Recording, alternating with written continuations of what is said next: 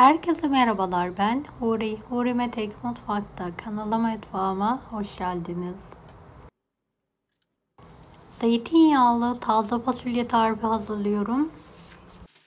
Bahçeden topladığım taze fasulyeleri geniş bir tepsinin içine alıyorum.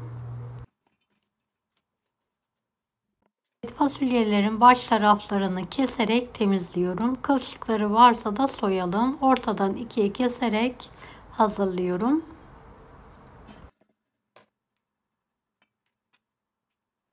Evet, fasulyelerim bitene kadar aynı işlemi yapmaya devam ediyorum. Daha sonra bol su yardımıyla yıkıyorum.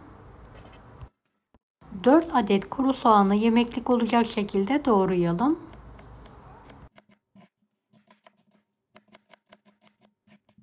Beni hangi ülkeden veya şehirden izliyorsunuz merak ediyorum. Yoruma yazarsanız sevinirim. Soğanları çelik tencerenin alt kısmına alalım.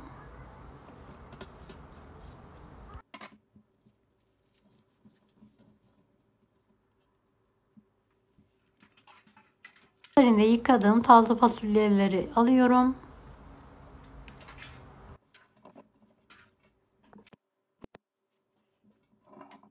Bir adet büyük boy domatesin kabuklarını soyalım.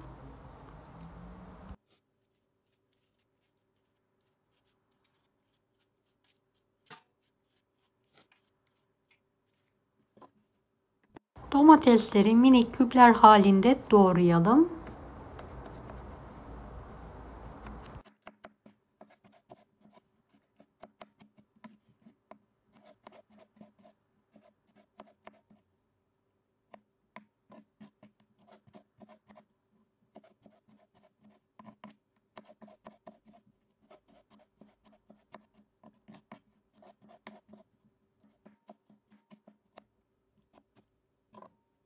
Domatesi suyuyla birlikte fasulyelerin üzerine alalım.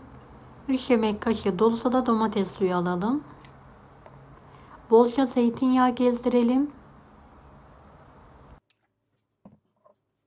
1,5-2 tatlı kaşığına yakın tuz serpelim. Kapağını kapatalım. Kaynayana kadar yüksek, daha sonra kısık ateşte pişirmeye bırakalım. Evet, şöyle 5-10 dakika sonra taze fasulyelerimi ezmeden dikkatli bir şekilde karıştırıyorum.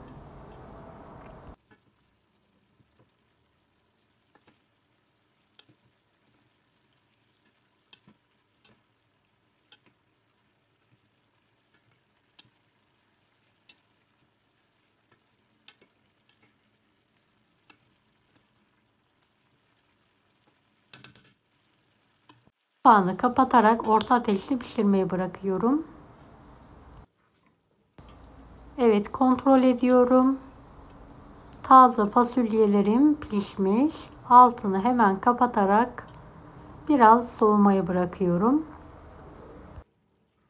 Deneyecek olan herkese şimdiden kolaylıklar dilerim. Kanalıma ücretsiz abone olmayı unutmayın. Bir dahaki videolarda görüşmek üzere. Allah'a emanet olun. Hoşça kalın.